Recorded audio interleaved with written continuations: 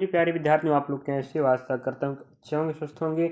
और सब आप विद्यार्थियों को पता है कि एसएससी जीडी कांस्टेबल जो इस बार की वैकेंसी लगभग 25,000 प्लस है, जिसकी तैयारी शायद आप लोग कर रहे होंगे और आपको पता होनी चाहिए। इसकी फॉर्म फिलअप डेट भी अभी रह गया है, 31 दिसंबर लास्ट है। जो बच्चे नहीं किया फॉर्म फिलअप कर लीजिएगा और साथ में आपको तैयारी पर भी ध्यान देनी चाहिए। तो हम 2025 में हुए भर्ती परीक्षाओं के प्रश्न पत्र के माध्यम से आपको मैथ्स का, रीजनिंग का, हिंदी का और जीके जीएस की अलग अलग क्लास के माध्यम से तैयारी कवर करवा रहे हैं। आप हमारे चैनल पर जाइएगा और बिल्कुल फ्री ऑफ कॉस्ट पढ़ लीजिएगा और अपने साथ साथ अपनी तैयारी भी बनाए रखें। और हमने दिखा रहे हैं आपको 4 फरवरी 2025 का शिफ्ट फर्स्ट है। हमने इसका मैथ्स कवर करा दिया है और जीके कवर हो चुका है और अभी हिंदी कवर करा रहे हैं। तो जीके और हिंदी आपको एक ही क्लास में 20-20 प्रश्न मिलेंगे। मैथ्स और रीजनिंग का आपको 10-10 प्रश्नों का क्लास मिलेगा। पढ़ते रहिएगा, जरूर सीखेंगे। तारीख याद रखें, शिफ्ट याद रखें। चलिए लास्ट तक बने रहें। आपको पता है 15 प्रश्न आपको व्याकरण के मिलेंगे और 5 प्रश्न आपको गद्यांश का आएगा। बढ़िया, आपको 20-20 के 4 सेक्शन मिलेंगे और आपको सभी सेक्शन में बेहतर करना तो आपको अभी से शुरुआत करना पड़ेगा तैयारी को। समय बहुत कम है। फरवरी मार्च अप्रैल में एग्जाम होगा, आपको पता है, शेड्यूल में है। चलिए, सेक्शन पार्ट डी हिंदी है। खिन्न का विलोम शब्द नीचे दिए गए विकल्पों से चुनिए। खिन्न, खिन्न एक शब्द है जिसका हमें उल्टा चुनना है। क्या भाई? उल्टा मतलब विलोम, विपरीत अर्थ वाला। तो ये आपको दिमाग में बैठ जानी चाहिए कि आपको विलोम का प्रश्न आएगा और आपको विलोम ऐसे ही नहीं बनेगा, बहुत से विलोम शब्दों को याद करना पड़ेगा आपको। तो खिन्न का मतलब होता है दुख या अप्रसन्न। क्या बोल सकते हो? अप्रसन्न, ठीक है। प्रसन्न, तो उसका उल्टा क्या होगा? प्रसन्न। समझ रहे? जैसे दुखी का सुखी होता है, दुखी का सुखी, उसी प्रकार से खिन्न मतलब होता है अप्रसन्न। तो आप उसे उल्टा में प्रसन्न कहेंगे, ठीक है। चलिए अगले प्रश्न को बढ़ रहे हैं। हर प्रश्न को समझना। मैथ्स की क्लास भी लग चुकी है, जीके भी लग चुका है शिफ्ट का, और हिंदी भी, और रीजनिंग फिलहाल अभी हम देखो सभी सब्जेक्ट एक साथ कवर नहीं होगा, लेकिन इतना है तो सभी सब्जेक्ट लेके चलूंगा मैं आपके लिए। आप अपनी तैयारी भी बनाए रखें, साथ में हमारे साथ जुड़े रहिएगा फ्री ऑफ कॉस्ट। तोता उड़कर पेड़ की खालिस्तान, निम्नलिखित में से देशज शब्द युक्त विकल्प का चुनकर वाक्य की पूर्ति करें या पूर्ण करें। आपको देशज शब्द पूछा, देशज, विदेशज सब शब्द बननी चाहिए। तो हमें तोता उड़कर पेड़ की शाखा पर बैठ गया या टहनी पर बैठ गया या फुनगी पर बैठ गया या डाल पर बैठ गया। तो आप देखिएगा शाखा, टहनी, डॉल ये सब आपके हिंदी शब्द हैं। फुनगी आपका देशज शब्द है, जिसे आप देहाती भी कह सकते हैं, ठीक है। चलिए, तो ऑप्शन सी आपका राइट होगा, तोता उड़कर फुनगी पर बैठ गया। अगर आप गांव देहात के बच्चे होंगे तो आप जानते हैं फुनगी, फुलगी, फुलगी भी कह देते हैं आप लोग, मतलब ऊपर, ठीक है। पेड़ के ऊपरी हिस्से पर बैठना ही फुनगी कहलाता है। समझ रहे बात? हाँ, देखो बहुत अच्छे प्रश्न आते हैं, आप चिंता ना करें। अगला प्रश्न लिखिएगा। निम्न वाक्य में किस पद पर त्रुटि है? और हर प्रश्न को समझना, किस टॉपिक से कितना प्रश्न और कैसे लेवल के आ रहे हैं। निम्न वाक्य में से किस पद पर त्रुटि है, पहचानिए। मेले में विद्यार्थियों की कई टोलियां थी। तो ऑप्शन में देख रखा, टोलियां गड़बड़ है, मेले में गड़बड़ है, कई गड़बड़ है या विद्यार्थियों की गड़बड़ है। तो आप देखिएगा जो टोलियां है, ये टोलियां गलत है। टोलियां टोलियां, ये लिखा जाता टोलियां को, है कि नहीं। तो यहाँ पर जो मात्रा है ये बड़ी हो गई, छोटी होनी चाहिए था। तो इस वाक्य में यही आपकी त्रुटि है, ठीक है। चलिए अगला प्रश्न देखिएगा। निम्नलिखित में से बहुवचन से संबंधित वाक्य है। ऐसा वचन, बहु मतलब होता है जब दो या दो से अधिक व्यक्तियों के बीच कोई बात कहा जाए या वचन कहा जाए, उसे बहुवचन कहते हैं। जब कोई वाक्य या कोई कहना या कोई बात कहा जाए जहां दो या दो से अधिक लोगों के बारे में कहा जाए, बहुवचन कहलाएगा। तो पहला ऑप्शन क्या है? प्रेम तुम्हारे मामा है, ठीक है। देवराज अत्यंत वीर है, वह एक दाता है। तो यहाँ प्रेम और हरि तुम्हारे मामा, सॉरी, प्रेम और हरि तुम्हारे मामा है। तो यहाँ पर दो लोगों की बात हुई कि नहीं बोली? हाँ, तो प्रेम और हरि हैं जो तुम्हारे मामा हैं। तो प्रेम और हरि हुए ना बहुवचन। हाँ, एक वचन में सिर्फ एक व्यक्ति के बारे में बात कहा जाए, बहुवचन में दो या दो से अधिक। तो प्रेम और हरि के बारे में बात हो रही भाई। अगला प्रश्न देखिएगा, लास्ट तक बने रहें और हमारे चैनल के प्लेलिस्ट SSGD कांस्टेबल 2026 की तैयारी 2025 के प्रश्नों के साथ बाय प्रदीप सिंह राम सर के प्लेलिस्ट में विजिट कर सकते हैं। और SSGD की तैयारी आप बेहतर तब कर पाओगे जब आप PY के प्रश्नों को पढ़कर समझकर एक्स्ट्रा फैक्ट के साथ पढ़ पाओगे। रिक्त स्थान की पूर्ति सार्थक और निर्थक शब्द युग्म से कीजिएगा। युग्म मतलब जोड़ा, सार्थक मतलब ऐसा शब्द जिसका अर्थ हो, निर्थक मतलब ऐसा शब्द जिसका कोई अर्थ ना हो। तो जीवन में हमेशा मनुष्य को खालिस्तान रास्ते से गुजरना पड़ता है। सुगम, सुगम एक सार्थक शब्द है लेकिन ये युग्म नहीं है, इकलौता है, तो ये आंसर नहीं आएगा। ऊपर नीचे, ऊपर सार्थक है, नीचे भी सार्थक है, ऐसे शब्द जिसका अर्थ होता है ऊपर मतलब ऊपर, नीचे नीचे। चलते फिरते, ये थोड़ा चलते फिरते, चलते फिरते दोनों सार्थक शब्द हैं, है कि नहीं? तो सार्थक शब्द नहीं चाहिए हमें। टेढ़े मेढ़े, टेढ़े मतलब होता है ऐसे ऐसे, ठीक है, और मेढ़े मतलब पता नहीं क्या होता है। तो जीवन में हमेशा मनुष्य को टेढ़े मेढ़े रास्तों से गुजरना पड़ता है। तो टेढ़े एक सार्थक शब्द है, मेढ़े निर्थक शब्द है, यही कारण आंसर ये आ रहा है। अगला, विष्णु के पर्यायवाची शब्द क्या होगा? तो आप पहला प्रश्न विलोम पूछा खिन्न का, तो प्रश्न आया। तो उसी प्रकार से अभी हमें पूछ लिया क्या, पर्यायवाची। तो पर्यायवाची याद रखिएगा, आपको पढ़ना पड़ेगा, विलोम पढ़ना पड़ेगा, पर्यायवाची पढ़ना पड़ेगा, मुहावरे पढ़ना पड़ेगा, बहुत कुछ पढ़ना है। 1-1.5 महीने है, याद रखिएगा, तगड़ा पढ़ो भाई। तो विष्णु का पर्यायवाची ऑप्शन सी राइट होगा, जनार्दन, ठीक है। और इससे विष्णु को और क्या बोलते हैं भाई? चक्रधर भी कहा जाता है कि नहीं कहते बताओ? हाँ, और बहुत सारे नाम याद रखिएगा, आपको अलग से हम क्लास में पढ़ाएंगे, चिंता की बात ना है। तो आज ऑप्शन सी, बाकी आप भी समझ गए होंगे तो आप पढ़ना चालू कीजिएगा। निम्नलिखित में से विशेषण युक्त पद नहीं है, ऐसा पद खोजो जिसमें विशेषण ना हो। विशेषण मतलब होता है किसी की विशेषता बताने वाला। तो हमने कहा मकान ऊंचा है, तो मकान की विशेषता बता रहा है कि मकान कैसा है। मोटा लड़का है, तो लड़का की विशेषता क्या है? मोटा है। कपड़ा लाल है, तो लाल कपड़ा है, तो कपड़ा की विशेषता क्या है? लाल है। तो ये सब के सब क्या हैं? विशेषण युक्त शब्द हैं, लेकिन उत्तर चढ़ाव ये विशेषण नहीं है, ये अलग है। यही आपको उत्तर देना था। जो विशेषता बताए विशेषण भाई, उसमें क्या है? जिसकी बता रहा है वो संज्ञा कहलाता है। मेरी परीक्षा में अच्छे अंक आए, अंडरलाइन है। वाक्य में प्रयुक्त रेखांकित एकार्थी शब्द के लिए उचित विकल्प। जो रेखांकित शब्द अंक है, इसके लिए कह रहा है उचित शब्द क्या होगा, ठीक है। तो अंक की बात कर रहा है, अंक, मेरे परीक्षा में अच्छे अंक आए। यहाँ तो ऑप्शन सी में बोला भाग्य आए, अंक की बात कर रहा है, उसके लिए एकार्थी शब्द के लिए अच्छा उत्तर चाहिए आप, मतलब उससे मिला जुला अर्थ वाला चाहिए। तो भाग पूरा हट गया, अध्याय ये भी हट गया।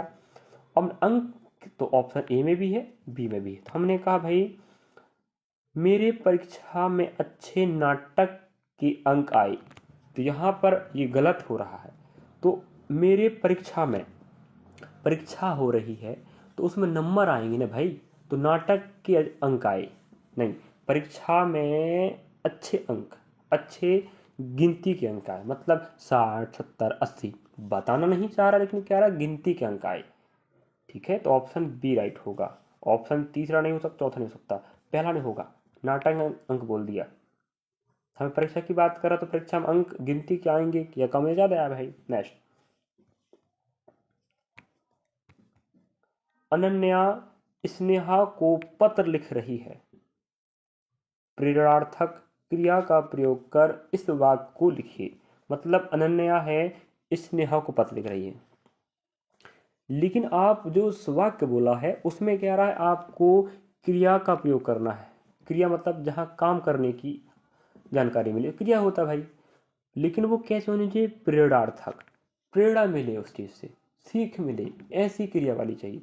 हमने कहा अनन्या स्नेहा से पत्र लिखवाती है। ये बताओ, पत्र लिखवाती है किससे? स्नेहा से। अब अनन्या स्नेहा से पत्र लिखवाती है तो ये तो क्रिया हो रहा है कि नहीं? बता, लिखवाना क्रिया है, लिखना भी क्रिया है, तो लिखवाती है क्रिया हुआ कि नहीं? हाँ। साथ में प्रेरणार्थक, लिखवाती है तो ये बताओ जब वो लिखेगी तो प्रेरणा मिलेगी, उसको सीख मिलेगी, क्यों नहीं मिलेगी? तो ऑप्शन ए आपका राइट होगा। समझ रहे बात? हाँ, थोड़ा सा दिमाग और कॉमन सेंस आपको लगाना पड़ेगा। अगर जहाँ आप कटपट लगे, अगर हम कहीं मिस्टेक धोखा से कुछ अलग कुछ कुछ बता दें तो आप हमें कमेंट में जरूर बता दीजिएगा। वैसे हम प्रयास कर रहे हैं आपको सही सटीक ऑथेंटिक रियल और अप टू डेट 2025 के प्रश्नों के साथ। चल भी 25 ही रहा है और इसी साल के फरवरी महीने पेपर शुरुआत हुआ था और अगले साल पेपर फिर शुरुआत होगा। निम्नलिखित में से उस विकल्प का चयन करें। ठीक है, निम्नलिखित में से उस विकल्प का चयन करें जिसमें उचित मुहावरे का प्रयोग नहीं किया। उचित मतलब ठीक ठाक, ठीक है। उचित मतलब जहां कुछ भी, जहां जहां जो मुहावरा लगनी चाहिए, ठीक है, जो मुहावरा जहां लगनी चाहिए वहां ना लगा हो, उसे बोलते हैं उचित प्रयोग ना किया गया हो। ठीक है, चलिए ऑप्शन पहले बात करें, आंसर वो आ रहा, इसलिए तुमने मेरा इतना नुकसान किया, अब मैंने भी तुम्हारे कपड़े ना उतरवा दिए तो मेरा नाम भी नहीं। तो तुम कपड़े ना उतरवा लिए, ये मुहावरा है। ठीक है, ये मुहावरा बच्चा, ये क्या मुहावरा है? अब मैंने भी तुम्हारे कपड़े ना उतरवा लिए तो मेरा नाम नहीं, ये मुहावरा याद रखिएगा, ये सही प्रयोग हुआ है। तुमने मेरा इतना नुकसान, अगर कोई व्यक्ति आपको नुकसान कर दे तो आप, नुकसान करना मतलब आपकी आर्थिक समस्या उत्पन्न करना, तो आप भी कहोगे तुम्हारे कपड़े ना उतरवा दिए, मतलब उसको भी आप फकीर ना बना दिए। ठीक है, ये कहलाता है, ये सही उचित मुहावरा है।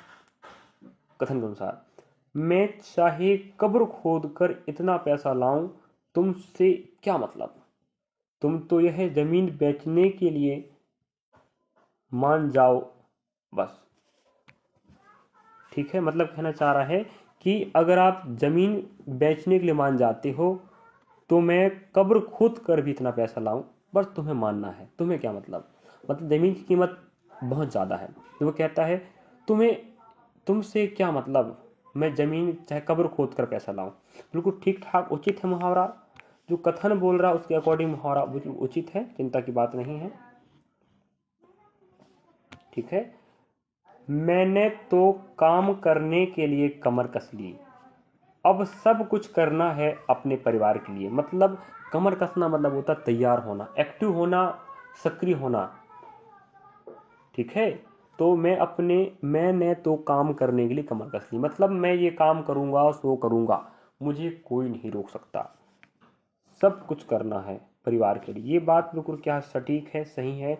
मुहावरा कमर कस ली, ये भी तो मुहावरा भाई। ठीक है, नेक्स्ट, तुमने मेरा इतना पैसा रखा है लेकिन मुझे देखते ही कनी चाटने लगते हो। तो यहां पर जो बात है ना, तुमने मेरा इतना पैसा ले रखा है मतलब उधार, तो उधार लिया है तो, लेकिन मुझे देखते ही कनी चाटने लगते हो, तो कनी चाटने लगते हो ये मुहावरा यहाँ परिपूर्ण नहीं है, उचित नहीं है। क्या कह सकता था, मुझे देखकर मुंह फेर लेते हो, मतलब जहां देखना या हो, जैसे मैं अगर मैंने किसी से पैसा लिया, वो व्यक्ति सामने खड़ा तो आप उसे देख के मुंह फेर लोगे, ये होने चाहिए था उचित मुहावरा। तुमने मेरा इतना पैसा ले रखा है लेकिन मुझे देखते ही तुम मुंह फेर लेते हो, ये होता तो उचित होता। तो ऐसा बोल, उचित मुहावरे का प्रयोग नहीं किया गया है, तो यही आपका आंसर ऑप्शन ए राइट आएगा। यहाँ उचित मुहावरा का प्रयोग नहीं हुआ है। मैं प्रयास किया आपको समझाने का, बस आप लोग सीखते रहिएगा। ठीक है, 6 महीने का समय के लिए उपरोक्त वाक्यांश के लिए एक शब्द, मतलब अनेक शब्दों के लिए एक शब्द चाहिए। तो आप कहेंगे 6 महीनों का जो समय होता है ये मेरे भाई 6 माह ही कहलाता है। समझ रहे बात? तो टॉपिक समझ से चला ना? हाँ। निम्नलिखित वाक्यांश हेतु सार्थक शब्द की पहचान करें। मतलब अनेक शब्दों के लिए एक शब्द, जैसे जिसकी उपमा नहीं दी जा सके उसे अनुपम कहते हैं। ठीक है, याद रखिएगा, ये आपको टॉपिक कवर करना पड़ेगा।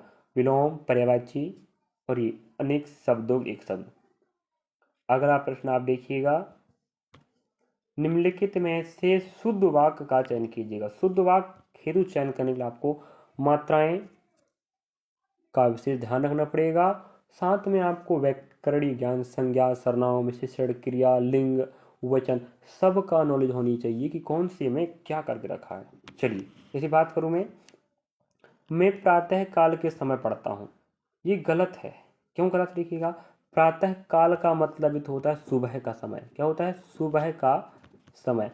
अगर मैं प्रातः काल की जगह उसका अर्थ सुबह का समय होता है तो किसी भी वाक्य में किसी भी शब्दों की पुनरावृत्ति होनी चाहिए या समान अर्थ वाले शब्द आप प्रयोग नहीं कर सकते, कि अशुद्ध माना जाता है। ठीक है, तो देखो, मैं प्रातः काल, तो प्रातः काल का मतलब सुबह का समय होता है। मैं सुबह का समय के समय पढ़ता हूँ, ये गलत हो जाएगा ना? हाँ, तो इसका अर्थ ये होता है, एक ही बात प्रयोग कर लेता, मैं प्रातः काल पढ़ता हूँ, मैं प्रातः काल पढ़ता हूँ, तो ये ठीक होता। तो ये समय देख गड़बड़ कर दिया है, समझ रहे? मेरे पास केवल एक घड़ी, ये बात बिल्कुल सत्य है। ठीक है, कुछ वाक्य अटपट लगे जो हिंदी व्याकरण से ना मिले, समझ जाना गलत है। इसके बाद क्या हुआ, ये आपको देखो थोड़ा अटपट लग रहा है, ठीक है, इसलिए गलत होगा। नेक्स्ट है, यह कैसे संभव हो सकता है। देखो, संभव मतलब संदेह, यह कैसे हो सकता है। ठीक है, मैं बोला अगर संभव दो, अगर संभव छोड़ दो, यह कैसे हो सकता है, संदेह लग रहा ना। नेक्स्ट, फिर यह कैसे संभव है। अब बताओ, यह कैसे संभव है, दोनों में संदेह हो रहा ना। हाँ, तो आप समझे कि नहीं बताओ पहले बार, यह कैसे संभव है। तो ये संभव या हो सकता है कि मैं से एक ही शब्द का प्रयोग करता, तो ये परिपूर्ण सत्य होता। इसलिए ये भी गलत, ये भी गलत, ये भी गलत, ये आपका राइट। मैं प्रयास कर रहा हूँ आपको बेटर समझाने का, अगर आप समझ रहे हो तो मजा आएगा, वरना आपके सर से ऊपर जाएगा। समझ रहे बात? चलिए अगला प्रश्न को बढ़ रहे हैं। बस आप अपने सहपाठी साथियों को बता दीजिएगा कि वो भी बिल्कुल फ्री ऑफ कॉस्ट समय निकाल कर 4 विषयों को एक बार जरूर पढ़ें। एक दिन में आप 4 वीडियो देखते हो, बाकी समय आप इन्हीं टॉपिक उठा के पढ़ लेते हो, तो आप बल्ले बल्ले। यहाँ वहाँ नहीं पढ़ना। अगर आपका लक्ष्य है SSC GD तो सिर्फ यही फोकस करो। ठीक है, हम आपके साथ हैं। ऑफलाइन क्लास भी संचालित हो रही, आप ज्वाइन करें और पढ़ें। यह वस्तु ग्राह है, मतलब उपरोक्त वाक्य में ग्राह शब्द का विलोम देखो। विलोम मतलब होता है उल्टा, मतलब विपरीत अर्थी, विपरीत अर्थ वाला। तो ग्राह मतलब ग्रहण करना, तो ग्रहण बोल तो क्या बनेगा, त्याग करना। तो यहाँ पे ऑप्शन क्या, त्यागज। तो ग्रहण का उल्टा त्याग होता है, उसी प्रकार ग्रह का बनेगा त्यागज। तो विलोम 2 प्रश्न आगे याद रखिएगा। त्रुटि का फिर आगे देखिएगा, त्रुटि का, इनमें से किस वाक्य में त्रुटि नहीं है। त्रुटि नहीं है, वहां पर ही बोला था नहीं है, तो है वाला नहीं चाहिए। वहां क्या बोला था भाई, शुद्ध वाक्य चयन करें, यह वही कह रहा, बस बात अलग बोल दी। त्रुटि नहीं वाला चाहिए, मतलब शुद्ध वाक्य चाहिए। तुम्हारा गांव किसका है, तुम्हारा गांव किसका है। भाई तुम्हारा गांव किसी का नहीं है, प्रकृति का है गांव। तो या पूछता तुम्हारा गांव कहाँ है, तो ये ठीक था। या गांव किसका है, मतलब जैसे एक विशेष गांव का नाम लेता, जैसे मंडला किसका है, तो आप बोलते मेरा तेरा है। तो यहाँ तुम्हारा गांव किसका है, देखो भाई तुमसे ही तुम्हारा गांव के बारे में पूछ रहा है, नहीं समझे। तुम्हारा गांव, उसको पता है तुम्हारा गांव किसका पूछ रहा है, ये बात गलत है। और तुम्हारा गांव किसी का नहीं होता, याद रखिए। गांव प्रकृति है, संपत्ति है। और यहाँ के हिसाब से गांव किसका है ये पूछता तो आप बताते मेरा तेरा, या तुम्हारा गांव कौन सा है, ये भी सत्य था, शुद्ध था। लेकिन ये बोलती तुम्हारा गांव किसका है, उसको पता है तुम्हारा ही है गांव और तुमसे ही पूछ रहा तुम्हारा गांव किसका है। ये बात गलत हो गई। मोहन का व्यवहार अच्छा नहीं है, ये सही है। आपकी बातें बहुत मीठा है। मेरे भाई बातें बहुवचन के बारे में हैं और ये स्त्रीलिंग है तो यहाँ मीठी होनी चाहिए। आप खुद देखो ना पढ़ के, क्या देखो, आपकी बातें बहुत मीठा है, मीठा नहीं मीठी होती है बातें। तो ये बातें बहुवचन है तो मीठी लगेगा तो ये परिपूर्ण होगा, यही कारण ये गलत हो गया। नेक्स्ट, मोहन का व्यवहार अच्छा नहीं है, सॉरी अच्छी नहीं है।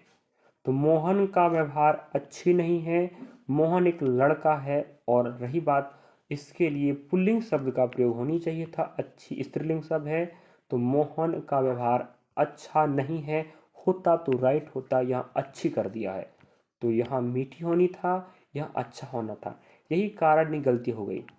ऑप्शन आपका भी राइट होगा। अगला, अब हमारे पास 15 प्रश्न व्याकरण के निपट गए। यही टॉपिक पूछिएगा, चिंता की बात है, थोड़ा बहुत यहाँ वहाँ करेगा, बाकी नॉर्मल है।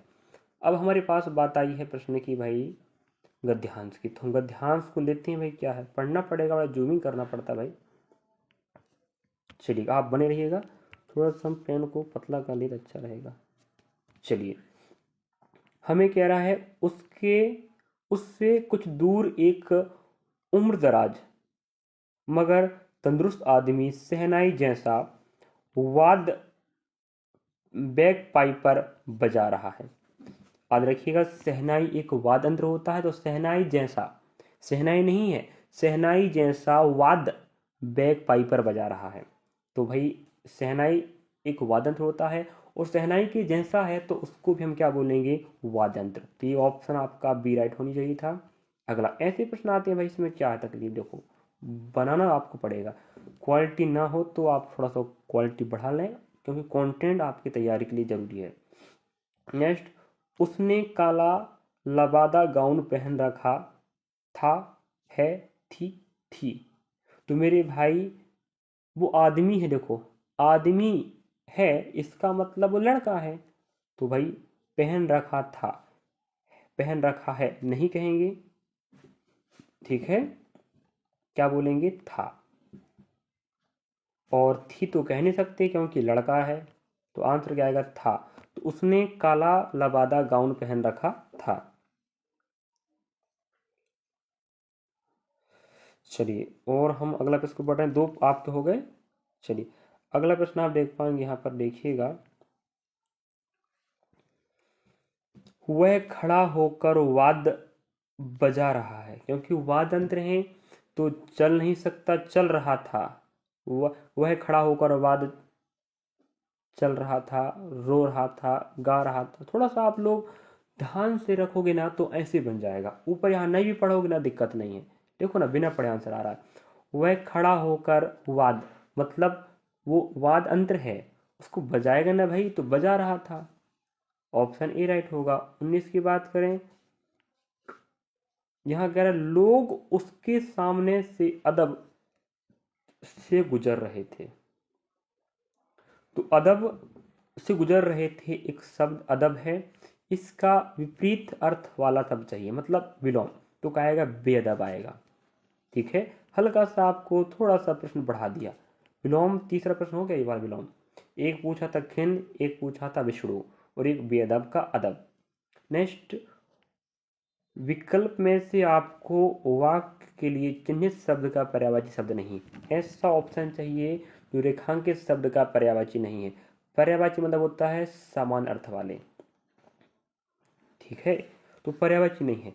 सिक्के की बात करें, सिक्के को हम मुद्रा भी कहते हैं, धाक भी कहते हैं, टक भी कहते हैं, टंक भी कहते हैं, लेकिन रूपक नहीं कहते, ठीक है, रूपक नहीं कहते हैं, याद रखिएगा। तो ऑप्शन ए राइट होगा। इस प्रकार से इस क्लास में हमने कवर करा दिया आपको।